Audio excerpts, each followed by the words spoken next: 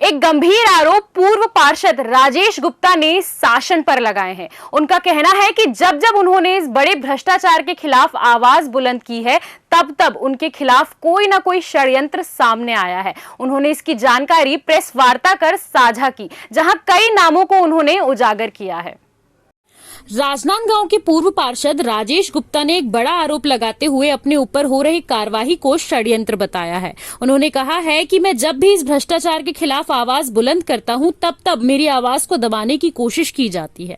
आज राजनांदगांव 40% वर्षा के जाल में डूब जाता है। निकासी के लिए बनाए गए नल को आज नाली में तब्दील कर दिया गया है, जिसके लिए जब जब मैंने आवाज उठाई है, तब तब मेरे खिलाफ षड्यंत्र रचा गया है। राजनांदगांव से समर्थकों के साथ राजधानी पहुंचकर भ्रष्टाचार मामले को एक बार फिर हवा दी गई। जी बताइए। मैं श्रीमती बिंदु साहू, इंदिरा नगर वार्ड नंबर 41। मैं नाले के ये से आई हूँ। कहाँ रहते हैं आप? मैं इंदिरा नगर में रहती हूँ, वार्ड नंबर 41, राजनांदगांव। बताइए ना जी। क्या क्या पूरी समस्या है वो बताइए। नाले की समस्या है और नाले में नाले का पानी मतलब पूरे बस्ती में घुसते हैं बारिश की वजह से, और खाना पीना भी हम लोग नहीं बना सकते हैं, इतनी बारिश होती है वहाँ पे। और क्या बोलते हैं, नाले की वजह से हमारे जो पार्षद है राजेश गुप्ता, चंपू गुप्ता है ना, उसको कई बार फंसाए गए हैं उसको कि ऐसा है वैसा। हम लोग जब भी मतलब उठाते थे नाले के बारे में, तब भी हम लोग को फंसाते थे। और मेरे घर में 3-4 बार पुलिस वाले लोग मेरे के घर में घुसे, बोले यहाँ पे पार्षद है, वहाँ पे पार्षद, मतलब यहाँ है ही नहीं है, ऐसे करके। ठीक, धन्यवाद। बहुत परेशान है फिर आप? बहुत परेशान हुआ हम लोग। कितने वर्ष हो गए इस बात को? मतलब 10-20 साल से ज़्यादा हो गया है। अच्छा। नाले की उम्र, बहुत पानी इतना भरते हैं। पहले नाला था, नाला को नाली बना दिए हैं और इतना चौड़ीकरण एकदम कम हो गया है उसमें। जी। कभी कलेक्टर से शिकायत आपने? कलेक्टर से गए थे, हम लोग गए थे, सब कुछ गए थे। जी, क्या कहना है? तो बोलते कि 1 सप्ताह का टाइम दिए थे, उसके बाद बोलते 1 सप्ताह के देने के बाद, उसके बाद बोलते कि ठीक है करके, उसके बाद में और चुप हो गए उन लोग। कितने लोग प्रभावित हो रहे हैं ये नाले का? जब नाले के पूरे बस्ती पर प्रभावित हो रहे हैं। क्या चाहते हैं अभी आप? हम लोग नाला बने और नाले की ज़्यादा करके हम लोग आए हैं। चलिए ठीक। राजनांदगांव इंदिरा नगर वार्ड 41 में विगत 20 साल से बहुत गंभीर समस्या थी, जो था मेन इंदिरा नगर का नाला।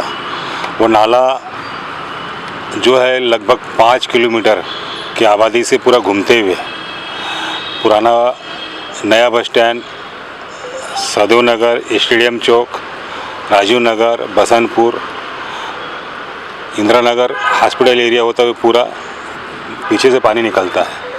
वो नाला लगभग 30 फीट चौड़ा और 10 फीट गहरा, इस छोर से उस छोर तक, जैन स्कूल से लेकर लोहावाड़ा तक।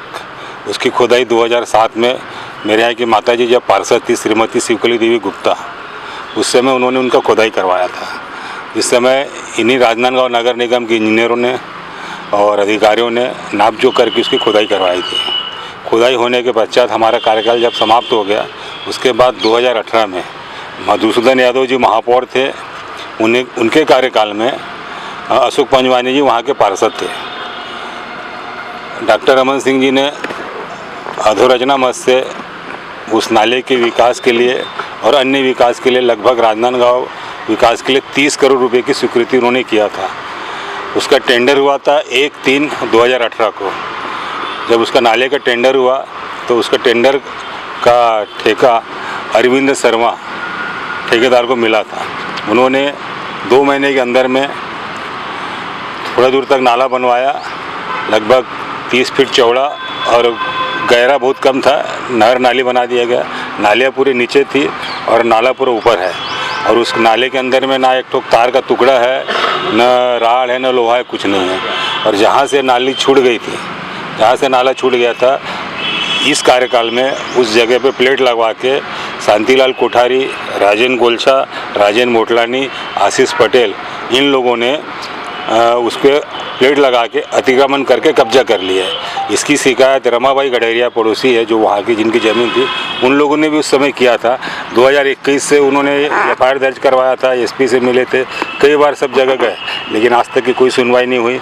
इस नाले को लेकर जब भी बारिश होता है हम लोग आंदोलन करते, विरोध करते, लेकिन हमारी कोई सुनवाई नहीं होती। 31 तारीख को जब हम उस नाले के नाम से अनशन में बैठे थे, तो हमको निगम प्रशासन द्वारा लिखित में एक आश्वासन दिया गया था कि आपका जो नाले की समस्या है वास्तविक में जायज़ है और आपकी मांग जायज़ है। नाले की खोदाई हम लोग करेंगे, उसके ऊपर अतिक्रमण हुआ, इसको निगम प्रशासन ने स्वीकारा था। आगे की क्या रणनीति जो रहेगी? नाला था जिसके लिए जो 30 करोड़ रुपए रमन सिंह ने दिया था, उसमें से 93,78,400 का भुगतान 2 महीने के अंदर में ठेकेदार को हो चुका है, लेकिन नाला अधूरा है। जहाँ से नाला अधूरा था वहाँ से हेमा देशमुख के कार्यकाल में वो 5 फीट की नाली बन गई है। उसके कारण आधी आबादी पानी में डूब जाता है।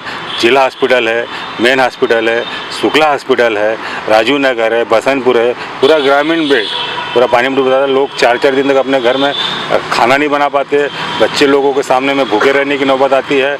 हम पूरे लोग उससे प्रभावित होते हैं। हम शासन प्रशासन मांग करते हैं कि समय रहते उस नाले को बना के लोगों को राहत दे।